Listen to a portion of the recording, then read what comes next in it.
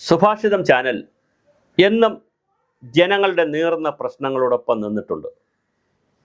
അംഗനവാടിക്കാരുടെ പ്രശ്നങ്ങളായാലും ആശാ വർക്കേഴ്സിൻ്റെ പ്രശ്നങ്ങളായാലും പാചകത്തൊഴിലാളികൾ, അങ്ങനെ കെട്ടിട നിർമ്മാണ തൊഴിലാളികൾ, അങ്ങനെ തുടങ്ങി വലിയ ഒരു വിഭാഗം ജനത്തിൻ്റെ നിരവധി വീഡിയോകൾ ഞങ്ങൾ ചെയ്തിട്ടുണ്ട്. ഇന്നിപ്പോൾ വളരെ വ്യത്യസ്തമായൊരു വിഷയമാണ് സമൂഹത്തിൻ്റെ ശ്രദ്ധയിൽപ്പെടുത്തുന്നത്. ഈ വീഡിയോ വി.ഡി. സതീശൻ അവർകൾ ഉൾപ്പെടെയുള്ള ആളുകൾക്ക് ഇതെത്തണം. വിദ്യാഭ്യാസ വകുപ്പ് ഈ വീഡിയോ എത്തണം. അതുകൊണ്ട് തന്നെ ഈ വീഡിയോ കിട്ടുന്നവർ ദയവായി സാമൂഹ്യക്ഷേമ വകുപ്പ്, വനിതാ ശിശുക്ഷേമ വകുപ്പ്, അതുപോലെ തന്നെ വിദ്യാഭ്യാസ വകുപ്പ്, മുഖ്യമന്ത്രി എല്ലാവർക്കും ഒന്ന് അയച്ചു കൊടുക്കണം. ഇതൊരു സാമൂഹ്യ വിഷയമാണ്. വിഷയം മറ്റൊന്നുമല്ല, പരിയാരത്തുള്ള, കണ്ണൂർ ജില്ലയിലെ പരിയാരത്തുള്ള ഒരു രക്ഷകർത്താവ് എനിക്ക് ഒരു വീഡിയോ അയച്ചു തന്നു. എനിക്ക് അയച്ചു തന്നത് എൻ്റെ സുഹൃത്ത് കൂടിയിട്ടായിട്ടുള്ള അവിടെയുള്ള ഒരു പ്രൊഫസറാണ് എനിക്ക് അയച്ചു തന്നത്, കണ്ണൂരിലുള്ള. നമസ്കാരം, എൻ്റെ പേര് പ്രജിത്ത്. ഞാൻ ഒരു ഭിന്നശേഷിക്കുട്ടിയുടെ അച്ഛനാണ്. ഞാൻ കഴിഞ്ഞ 8 വർഷത്തോളമായി പറഞ്ഞുകൊണ്ടിരിക്കുന്ന കാര്യമാണ് ഇപ്പോഴും ഈ ലൈവിൽ എന്ന് പറയുന്നത്. ബഹുമാനപ്പെട്ട കേരള മുഖ്യമന്ത്രി ശ്രീ വി.ഡി. സതീശൻ സാർ അറിയുവാൻ വേണ്ടി, ഞാൻ കഴിഞ്ഞ മുഖ്യമന്ത്രിയായിരുന്ന സമയത്ത് പിണറായി വിജയൻ സാറിനോടും അതുപോലെ വിദ്യാഭ്യാസ മന്ത്രിക്കും നേരിട്ട് പരാതി കൊടുത്താണ്. തിരുവനന്തപുരം പോയി നേരിട്ട് പരാതി കൊടുത്താണ്. അതുപോലെ നവകേരള സദസ്സിലും പോയി പരാതി കൊടുത്താണ്. യാതൊരു അതിന് മറുപടിയും കിട്ടിയില്ല. മറുപടി കിട്ടി, പക്ഷേ കിട്ടിയത് എന്താണെന്ന് വെച്ചാൽ അത് ശ്രമിക്കാം, നമ്മൾ നോക്കാമെന്നാണ്. 8 വർഷമായിട്ടും യാതൊരു നോക്കലും ഒന്നുമില്ല. ഞാൻ പറയുന്നത് നമ്മുടെ ഭിന്നശേഷി മക്കൾക്ക് വേണ്ടിയാണ്. എൻ്റെ ജീവിതം ഭിന്നശേഷി മക്കൾക്ക് വേണ്ടിയാണ്. ഈ ഭിന്നശേഷി മക്കൾ പഠിക്കുന്ന പൊതുവിദ്യാലയങ്ങളിൽ BRC തരത്തിലുള്ള സ്പെഷ്യൽ എഡ്യൂക്കേറ്റർമാരുടെ സേവനം ചെറുതല്ല.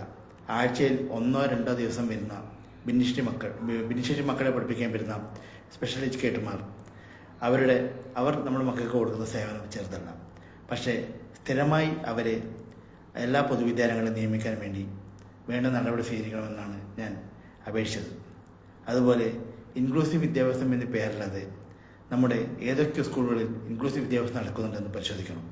ഒരു സ്കൂളിലും ഇല്ല, എല്ലാം പേര് മാത്രം. കഴിവുള്ള മക്കളെ, കലാപരമായും കായികപരമായും കഴിവുള്ള മക്കളെ സ്പോർട്സിന്, അതുപോലെ കലാപരമായി കഴിവുള്ള മക്കളെ യുവജനോത്സവത്തിൽ പങ്കെടുപ്പിച്ച് സബ് ജില്ലാതലം, ജില്ലാതലം, അങ്ങനെ സംസ്ഥാന തലം വരെ എത്തിക്കാൻ വേണ്ടുന്ന നടപടി സ്വീകരിക്കണമെന്ന് അപേക്ഷിച്ചു. അതിന് യാതൊരു പ്രതിവിധിയില്ല. BRC തരത്തിലുള്ള സ്പെഷ്യൽ എഡ്യൂക്കേറ്റർമാർക്ക് വേണ്ടി ഞാൻ കൊടുത്ത സമയത്ത് എനിക്ക് കിട്ടിയ മറുപടി, സർവശിക്ഷ കേരളത്തിൻ്റെ പദ്ധതിയല്ല, കേന്ദ്രത്തിൻ്റെ പദ്ധതിയാണെന്ന്. കേന്ദ്രം കേരളത്തെയും പരസ്പരം വഴിയാധാരമാകുന്നത് നമ്മുടെ ഭിന്നശേഷി മക്കളാണ്. ദയവ് ചെയ്ത് ഈ പോസ്റ്റ് നിങ്ങൾ എല്ലാവരും ഒന്ന് ഷെയർ ചെയ്ത് ബഹുമാനപ്പെട്ട വി.ഡി. സതീശൻ സാറിനെ മുന്നിൽ എത്തിക്കണമെന്ന് അപേക്ഷിക്കുകയാണ്. നമ്മുടെ മക്കൾക്കും ജീവിക്കണ്ടേ, നമ്മുടെ മക്കൾക്ക് അക്ഷരങ്ങൾ പഠിക്കണ്ടേ. നമ്മുടെ ഇതുപോലുള്ളൊരു മക്കൾ ഈ പറയുന്ന ഉദ്യോഗസ്ഥന്മാരുടെയും അതുപോലെ നമ്മുടെ ഈ സ്ഥാനത്തിരിക്കുന്ന മന്ത്രിമാരുടെയും വീട്ടിലുണ്ടെങ്കിൽ അവർക്ക് അതിൻ്റെ വിഷമം മനസ്സിലാവും. ഞാൻ ശരിക്കും വിഷമത്തോടെയാണ് ഞാൻ ഈ പോസ്റ്റ് ഇടുന്നത്. ശരിക്കും കരഞ്ഞുകൊണ്ടാണ് ഇടുന്നത്. ഞാൻ 8 വർഷമായി ഇതിന് പിറകെ ഓടുന്നത്. എൻ്റെ മോനെ കൊണ്ടുപോകാത്ത തെറാപ്പി സെൻ്ററുകളില്ല. അതുപോലെ സ്പെഷ്യൽ എഡ്യൂക്കേറ്റർമാരുടെ ഓരോ ക്ലാസ്സുകളിലും ആഴ്ചയിൽ ഒരു ദിവസമാണ് ക്ലാസ് കിട്ടുന്നത്. അവിടെ കൊണ്ടുപോകും. BRC തലത്തിൽ സ്പെഷ്യൽ എഡ്യൂക്കേറ്റർ ആഴ്ചയിൽ 2 ദിവസം വരട്ടെ എന്ന് ഞാൻ പ്രാർത്ഥിച്ചുകൊണ്ടിരിക്കുകയാണ്.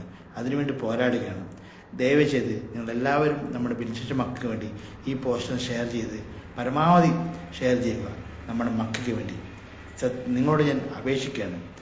ഈ പ്രാവശ്യമെങ്കിലും സ്കൂൾ തുറന്നാലെങ്കിലും BRC തലത്തിലുള്ള സ്പെഷ്യൽ എഡ്യൂക്കേറ്റർമാർ നമ്മുടെ പൊതുവിദ്യാലയങ്ങൾ ഉണ്ടാകട്ടെ എന്ന് ഞാൻ ആഗ്രഹിക്കുന്നു. ദയവ് ചെയ്ത് നിങ്ങളെല്ലാവരും ഒന്ന് ഷെയർ ചെയ്യുക. നമ്മുടെ ഭിന്നശേഷി മക്കൾക്ക് വേണ്ടി, ആ കുട്ടികൾക്ക് അക്ഷരം പഠിക്കണ്ടേ, പൊതുസമൂഹത്തിൽ ജീവിക്കണ്ടേ. ദയവ് ചെയ്ത് നിങ്ങളെല്ലാവരും ഷെയർ ചെയ്യണമെന്ന് ഞാൻ വിനീതമായി അപേക്ഷിക്കുകയാണ്. പക്ഷേ എനിക്ക് അയച്ചു തന്ന വീഡിയോയിൽ ഒരു രക്ഷിതാവിൻ്റെ കരച്ചിലാണ്, സങ്കടമാണ്. കരച്ചിലിൻ്റെ വിഷയം മറ്റൊന്നുമില്ല, ഭിന്നശേഷി കുട്ടിക്കാരെ വീട്ടിൽ നോക്കുന്നതിൻ്റെ പ്രായോഗികമായ സങ്കടവും പ്രയാസവുമാണ്. എന്നാൽ അവർക്ക് ഈ സങ്കടമുണ്ടാകുമ്പോൾ സ്പെഷ്യൽ എഡ്യൂക്കേഷൻ ടീച്ചർമാരെന്നുള്ള കുറച്ച് ആളുകൾ BRCകളിൽ, ബ്ലോക്ക് റിസോഴ്സ് സെൻ്ററുകളിൽ, കേരളത്തിലെ ബ്ലോക്ക് റിസോഴ്സ് സെൻ്ററുകളിൽ ആഴ്ചയിൽ ഒരു ദിവസം വന്ന് ഈ കുട്ടികൾക്ക് കൗൺസിലിങ്ങും കുട്ടികൾക്ക് ഹാപ്പിനെസ് ഉണ്ടാക്കാനുള്ള ഒരുപാട് കാര്യങ്ങൾ ചെയ്തു കൊടുക്കാറുണ്ട്.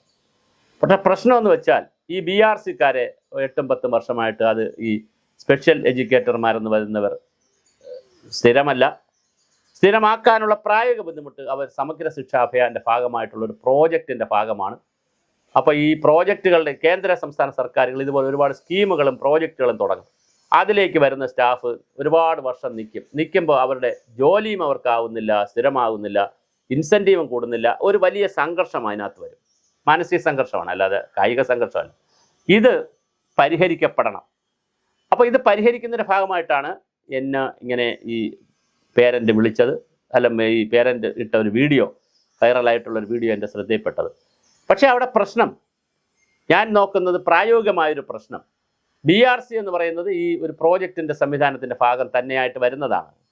അതുപോലെ തന്നെ അത് സ്കീമാണ്. അപ്പോൾ അത് കേന്ദ്ര ഗവൺമെൻറ് സ്കീമിൻ്റെയും കൂടി പൈസ കിട്ടിയാൽ മാത്രമേ അത് മുന്നോട്ട് കൊണ്ടുപോകാൻ കഴിയുള്ളൂ. പക്ഷേ നമ്മൾ ആലോചിക്കുന്ന മറ്റൊരു ചിന്ത, ഈ ഗവൺമെൻറ്റിൻ്റെ മുന്നിൽ വയ്ക്കുന്ന മറ്റൊരു നിർദ്ദേശം, എന്തുകൊണ്ട് നമ്മുടെ സ്കൂളുകളെ ഭിന്നശേഷി സൗഹൃദ വിദ്യാലയങ്ങൾ കൂടെ ആക്കി മാറ്റിക്കൂടാ? എന്തായാലും വയോജന സൗഹൃദമാക്കുന്നു സ്റ്റേറ്റ്. ജപ്പാൻ മാതൃകയിൽ വലിയ വയോജന സൗഹൃദ സ്റ്റേറ്റായി മാറുന്നു. രാജ്യത്തെ ആദ്യത്തെ വയോജന വകുപ്പ് കേരളത്തിൽ തുടങ്ങി വലിയ വിപ്ലവമാണ് ഉണ്ടാക്കിയിരിക്കുന്നത് സീനിയർ സിറ്റിസൺസിൻ്റെ കാര്യത്തിൽ. അതുപോലെ ഭിന്നശേഷി കുട്ടികൾക്ക് വേണ്ടിയിട്ടുള്ള ഭിന്നശേഷി സൗഹൃദം കൂടെ ആക്കി മാറ്റണം നമ്മുടെ സ്കൂളുകൾ. അങ്ങനെയാണെങ്കിൽ സ്കൂളുകളിൽ നഴ്സറി ക്ലാസ്സുകൾ അതായത് 1ാം സ്റ്റാൻഡേർഡ് മുതൽ ഒരു ഡിവിഷൻ ഈ കുട്ടികൾക്ക് വേണ്ടിയിട്ടുള്ളതാകുകയും ആ ഡിവിഷനിൽ ആഴ്ചയിൽ ഒരു ദിവസം എന്നതിന് പുറമെ കഴിയുന്നത്ര ദിവസങ്ങൾ ആ സ്കൂളിൽ വയ്ക്കുന്ന സ്കൂളിൽ ഈ എഡ്യൂക്കേറ്റർമാരുടെ അല്ലെങ്കിൽ കൗൺസിലർമാരുടെ സേവനം പ്രയോജനപ്പെടുത്തുക. ഇനി അഥവാ എല്ലാ ദിവസവും ഇല്ലെങ്കിൽ, എല്ലാ ദിവസവും കുട്ടികളെ കൊണ്ടുവരാൻ മാതാപിതാക്കൾക്ക് ബുദ്ധിമുട്ടാണെങ്കിൽ ആഴ്ചയിൽ 2-3 ദിവസം കൊണ്ടുവന്ന് റൊട്ടേഷൻ വെച്ച് ചെയ്താൽ മതിയല്ലോ. റൊട്ടേഷൻ വെച്ച് ചെയ്ത് ഒരു പഞ്ചായത്തിൽ ഒരാളിനെങ്കിലും ഒരു ഗവൺമെൻറ് സ്കൂൾ തിരഞ്ഞെടുത്ത് അതൊരു ഭിന്നശേഷി സൗഹൃദമായിട്ടുള്ള ബഡ് സ്കൂളുകളൊക്കെ ഉണ്ട്. പക്ഷേ അത് നമ്മുടെ പൊതുവിദ്യാഭ്യാസത്തിൻ്റെ ഭാഗമാക്കി എങ്ങനെ മാറ്റാം എന്നുള്ളതിനെക്കുറിച്ച് ചിന്തിക്കണം. ഒന്നാമത്തെ നമ്മുടെ ഡിമാൻഡ്. രണ്ടാമത് ഈ പേരൻ്റ് പറഞ്ഞ രണ്ടാമത്തെ ഒരു ഡിമാൻഡാണ് വലിയൊരു ക്രൂരത. റിസർവേഷൻ ഉള്ള ആളുകൾക്ക് പൊതുമണ്ഡലത്തിൽ മത്സരിക്കാം, റിസർവേഷൻ ഉള്ളവർക്ക് പൊതുമണ്ഡലത്തിൽ ഇരിക്കാം. ബസ്സിലായാൽ പോലും റിസർവേഷൻ സ്ത്രീകൾക്കുണ്ട്, പക്ഷെ അവർക്ക് പൊതു സീറ്റിലിരിക്കാം. റിസർവേഷനും പൊതു സീറ്റേ ഉള്ളൂ, അല്ലാതെ സ്ത്രീകളുടെ സീറ്റ് പുരുഷന്മാരുടെ സീറ്റ് എന്ന് പറഞ്ഞൊരു സീറ്റില്ല. അതുപോലെ ഈ സ്കൂളിൽ പഠിക്കുന്ന ഭിന്നശേഷിയുള്ള ശാരീരികമായി മാനസികമായി എന്തെങ്കിലും വ്യത്യാസമുള്ളവരായിരിക്കുമല്ലോ ഭിന്നശേഷിക്കാർ. ഭിന്നശേഷിയുള്ള കുട്ടികൾ നല്ല ടാലൻറ്റ് കാണിച്ചാൽ അവർക്ക് എന്തുകൊണ്ട് പൊതു കുട്ടികളുടെ കൂടെ മത്സരിച്ചുകൂടാ? അപ്പോൾ ചില സ്കൂളുകളിൽ പറയുന്നത് നിങ്ങൾക്കതുണ്ടല്ലോ, നിങ്ങൾ അതിൽ പോയി മത്സരിച്ചാൽ മതി, നിങ്ങൾ പൊതുമണ്ഡലത്തിൽ വന്ന് മത്സരിക്കണ്ട എന്ന് പറയുന്നത് അജ്ഞതയാണ്, നിയമവിരുദ്ധമാണ്, ഭരണഘടനാ വിരുദ്ധമാണ്, KERനെതിരാണ്. ഭിന്നശേഷി കലോത്സവം ഉണ്ട്, അതിലവർക്ക് പങ്കെടുക്കാം, അവർ ഭിന്നശേഷിക്കാരായതുകൊണ്ട്. പക്ഷേ അവരിൽ കഴിവുള്ളവരുണ്ടെങ്കിൽ, നല്ല കഴിവുള്ളവർ, ഇപ്പുറത്തോട്ട് കോമ്പീറ്റ് ചെയ്യാൻ കഴിവുള്ളവരുണ്ടെങ്കിൽ തീർച്ചയായിട്ടും പൊതുമണ്ഡലത്തിലുള്ള പൊതുവിഭാഗത്തിലുള്ള കുട്ടികളോടൊപ്പം അവരെയും മത്സരിപ്പിക്കണം. എത്രയോ മത്സരിപ്പിച്ചിട്ടുണ്ട്. ഈ ഭിന്നശേഷി വിഭാഗമൊക്കെ വരുന്നതിന് മുമ്പ് എത്രയോ കുട്ടികൾ അങ്ങനെ മത്സരിച്ചിട്ടുണ്ട്. കായികമായി ശാരീരികമായി പ്രശ്നമുള്ളവർ, മാനസികമായി വൈകല്യമുള്ളവർ അല്ലെങ്കിൽ പ്രശ്നമുള്ളവർ, മറ്റ് ശേഷിയുള്ളവരൊക്കെ മത്സരിക്കാറുണ്ട്. തീർച്ചയായിട്ടും എത്രയോ പേർ മത്സരിച്ചിട്ടുണ്ട്. ഗാനത്തിലും മിമിക്രിയിലും മോണോ ആക്ടിലും എത്രയോ പരിപാടികളിൽ, ഡാൻസിൽ വരെ വന്നിട്ടുണ്ട്. അതുകൊണ്ട് അതൊരു അനീതിയാണ്, ഭരണഘടനാ വിരുദ്ധമാണ്, പിന്നെ വളരെ വലിയ പ്രശ്നമാണ്. അതുകൊണ്ട് ഭിന്നശേഷി കുട്ടിക്കാർക്ക് വേണ്ടിയിട്ട് ഒരു ഭിന്നശേഷി സൗഹൃദമായ സ്റ്റേറ്റ് കൂടിയാക്കുന്നതിനെക്കുറിച്ച് ഗവൺമെൻറ് സീരിയസ് ആയിട്ട് ആലോചിക്കണം. അത് ഒരു സ്കീമായി മാത്രം തുടങ്ങരുത്. സ്കീമായി തുടങ്ങിയാൽ ഈ പറഞ്ഞ പോലെ വലിയ പ്രശ്നങ്ങളുണ്ട്. അതേസമയം സ്കൂളിൻ്റെ ഭാഗമായി അത് ചെയ്യാൻ പറ്റും. ഒരു ക്ലാസ് റൂം ഈ ഭിന്നശേഷി സൗഹൃദ റൂമാക്കി മാറ്റുകയും അവിടെ അവർക്ക് പറ്റിയിട്ടുള്ള കളിപ്പാട്ടങ്ങളും കളിക്കോപ്പുകളും അവരെ കൊണ്ടുവരാനും അവരെ സ്വീകരിക്കാനും ഒക്കെ പറ്റുന്ന രീതിയിലുള്ള സ്പെഷ്യൽ എഡ്യൂക്കേറ്റർമാരെയും സ്ഥിരപ്പെടുത്തി അവർക്ക് ഒരു പഞ്ചായത്തിൽ ഒരു സ്പെഷ്യൽ എഡ്യൂക്കേറ്ററെങ്കിലും വയ്ക്കുന്ന നിലയിൽ, അല്ലെങ്കിൽ ഇപ്പോൾ തൽക്കാലം ഒരു പഞ്ചായത്തിൽ പറ്റിയില്ലെങ്കിൽ 2 അടുത്തടുത്ത പഞ്ചായത്തുകളിലെങ്കിലും, പിന്നെ തുടർന്ന് എല്ലാ പഞ്ചായത്തിലും, ഇപ്പം നമ്മളെല്ലാ പഞ്ചായത്തിലും കൃഷിഭവനുണ്ട്, എല്ലാ പഞ്ചായത്തിലും വില്ലേജ് ഉണ്ട്, എല്ലാ സംവിധാനമുണ്ട്. പക്ഷേ ഭിന്നശേഷിക്കാരുടെ കാര്യത്തിൽ അങ്ങനെ ഒരു തീരുമാനം ഇല്ല എന്നുള്ളത് സങ്കടകരമാണ്. നമ്മൾ പുതിയ ഗവൺമെൻറ്റിൻ്റെ മുന്നിൽ ആദ്യം സുഭാഷിതം ചാനൽ വയ്ക്കുന്ന ആദ്യത്തെ നിർദ്ദേശമാണ്, അല്ലെങ്കിൽ ഒരു റിക്വസ്റ്റാണ്, അപേക്ഷയാണ്. ഭിന്നശേഷി സൗഹൃദമാക്കുന്നത് വലിയൊരു വിഷയമാണ് സംസ്ഥാനത്ത്. അത് ഒരു വീട്ടിൽ ഒരു ഓട്ടിസം ബാധിച്ച അല്ലെങ്കിൽ ഒരു ഭിന്നശേഷിയുള്ള ഒരു കുട്ടി നമ്മുടെ വീട്ടിലുണ്ടെങ്കിലാണ് നമുക്ക് ആ മാതാവിൻ്റെയും വീട്ടിലുള്ള മാതാപിതാക്കളുടെ ജീവിതം കൂടിയാണ് ഹോമിക്കപ്പെടുന്നത്. അവരുടെ ജീവിതം കുഞ്ഞുങ്ങൾക്ക് വേണ്ടി വലിയ തോതിലാണ് ഹോമിക്കപ്പെടേണ്ടി വരുന്നത്.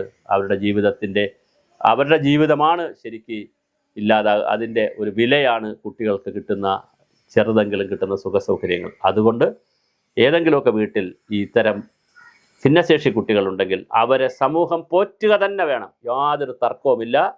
അത് കൃത്യമായി സമൂഹം ആ ഉത്തരവാദിത്വം ഏറ്റെടുത്തേ കഴിയൂ. പൊതുവിദ്യാർത്ഥികളെക്കാൾ വളരെ പ്രധാനപ്പെട്ട ഒരു മേഖലയാണ്. അതുകൊണ്ട് സർക്കാർ ഇത് വളരെ ഗൗരവമായി ഈ വിഷയം കാണണം. എന്തായാലും വയോജന സൗഹൃദമാക്കുന്നു, സ്ത്രീ സൗഹൃദമാക്കുന്നു, സ്ത്രീകൾക്ക് വലിയ ആനുകൂല്യമൊക്കെ കൊടുത്തുകൊണ്ട് സ്ത്രീ സൗഹൃദമാക്കുന്നു.